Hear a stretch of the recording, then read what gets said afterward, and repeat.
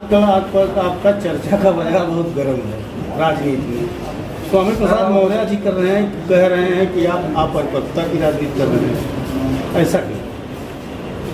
देखिए, बहुजन समाज पार्टी की कृपा से विधायक मंत्री बने, ये जग जाहिर है।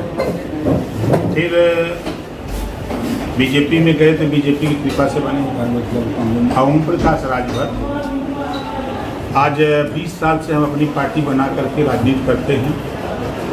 हम अपरिपक्व हैं, अच्छी बात है, सीखेंगे उनसे। बड़े भाई हैं वो जहाँ से चुनाव लड़े वो जिलों साफ हो गए। हम जहाँ से चुनाव लड़े गाजीपुर पूरा जिलों जीत लिए। दोनों में तय कर लें कि परिपक्व कौन है, अपरिपक्व कौन है। ओम प्रकाश राजभर समाजवादी पार्टी के साथ जब नहीं था, बीजेपी के साथ था, तो बीजेपी बड़े पैमाने पर पूर्वांचल में चुनाव जीती। हमने बीजेपी का साथ छोड़ दिया।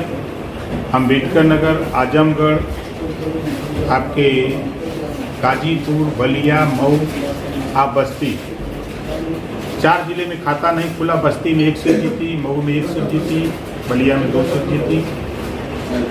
इस तरह हमने रिजल्ट दिया। कांग्रेस से अलायंस समाजवादी पार्टी का था, 47 सीट मिली। ओम प्रकाश राजभर, जयंत चौधरी से अलायंस हुआ, 125 सीट मिली। अब इसी से माननीय मौर्य जी को एहसास होना चाहिए कि जब तक ओम प्रकाश राजभर समाजवादी पार्टी के साथ नहीं गया था, तब तक वो भी बीजेपी छोड़ के सपा में नहीं आए थे। जब ओम प्रकाश राजभर ने माहौल बनाया, मऊ के हल्दरपुर में जब रैली किया, उसी दिन से समाजवादी पार्टी लड़ाई में खड़ी थी। माहौल बनता गया, समाजवादी पार्टी सब लोग मिल करके हम लोगों ने मेहनत किया, माहौल बना, तो उनको लगा कि अब इधर सरकार बन रही है, अब चला जाए इधर, तो उधर से छोड़ के चल से इधर आ गए। और भाजपा का एक बयान आया है, गुजरात और हिमाचल प्रदेश की जो चुनाव होने वाला तो बयान आया है कि जो रेवड़ियों की तरह लोगों को जो फ्री चीज़ें दी जाती था वो बंद होगा। इस पर आप क्या कहेंगे? पार्टियों पर उन्होंने खंड कसा है।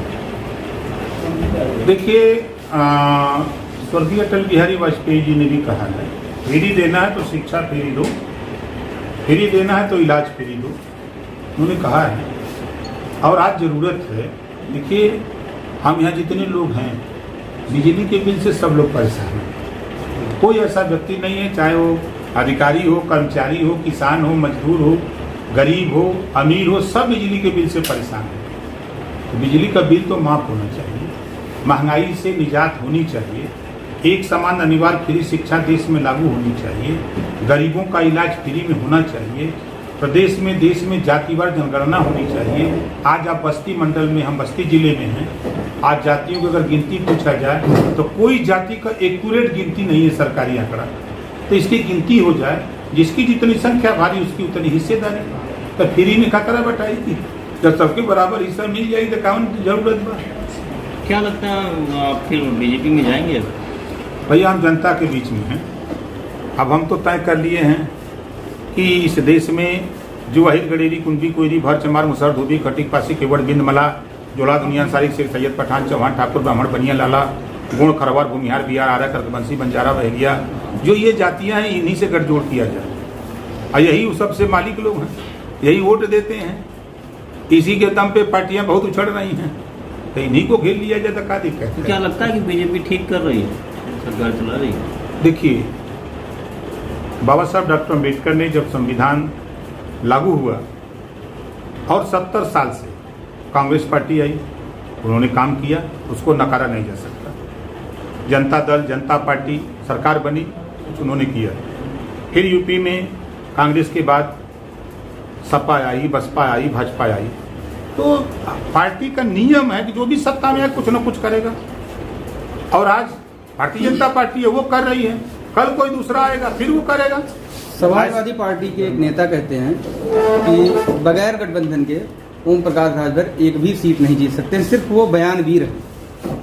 पहले कम से कम बयानवीर तो है, इतना वो मान रहे हैं ना, हम साथ नहीं हैं। वो उन्होंने चिट्ठी लिख के दे दिया कि भाई आपकी आवश्यकता नहीं है शिवपाल जी की और ओम प्रकाश जरूरत नहीं है। अब तो 24 का चुनाव सामने आ रहा है, हम अगर बयानवीर हैं तो 24 में पता चल जाएगा कि 22 में 7 रहे तो 125 सीट आ गई। तो 125 सीट में अगर 5 का भाग देंगे तो 25 ही MP होना चाहिए ना। फिर हम बस्ती तो मिलवे करेंगे, हम तो ऐसा नहीं मिलेंगे।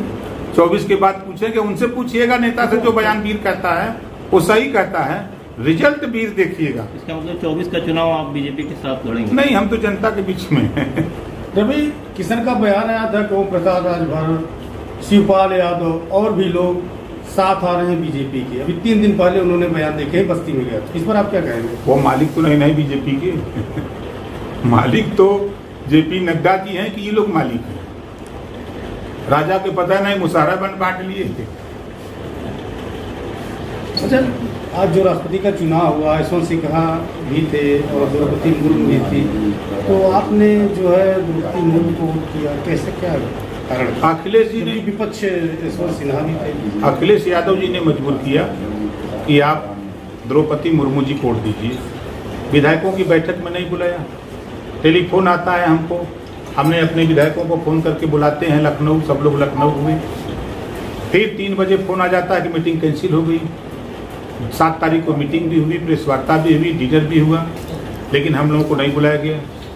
इसको अखिलेश यादव जी नहीं बोलते हैं, इसको समाजवादी पार्टी के नेता नहीं बोलते हैं कि क्यों नहीं बुलाया अखिलेश जी ने। उनको बुलाना चाहिए ना। और इधर मुख्यमंत्री जी ने फ़ोन करके बुलाया, मैं चला गया। उन्होंने अपील किया कि भाई आप पिछड़े दलित वंचित की बात करते हो तो जाति जनजाति से आती हैं द्रौपदी मुर्मू जी, आप इनको वोट करिए।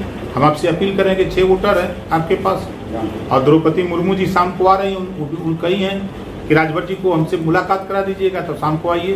शाम को भी चला गया, उन्होंने भी वही बात कही। तो मैंने कहा कि भाई हम अपने विधायकों से, पार्टी से पूछ के तब हम आपको समर्थन करेंगे। अब बताइए, अगर आप 24 में भाजपा के साथ गए तो भाजपा कितनी सीटें जीत सकती है? देखिए, अगर मगर लेकिन काम बिगाड़े 3, अगर मगर लेकिन अखिलेश कितनी सीटें हार सकते हैं? अभी अखिलेश जी से पूछिएगा तब वो बताएं कितना जीत सकते। क्या आप परिपक्वता की राजनीति आप पर लग रही है? क्या अखिलेश जी आप परिपक्व राजनीति कर रहे हैं? 400 सीट जीतने का बयान क्या लग रहा था? 400 सीट विधानसभा 2022 के चुनाव में 400 सीट जीतने का बयान क्या दिख रहा था? एक परिपक्व राजनीति थी। पूरे चुनाव भर ओम प्रकाश राजभर यही कहते रहे कि हम सरकार बनाएंगे। हमने कभी गिनती नहीं बताई। हमने कहा था कि हम पूर्वांचल में आपको ताकत देंगे और दिया। बस्ती में भी हम जो एक हार गए हैं उनकी गलती से हारे, हम अपनी गलती से नहीं हारे।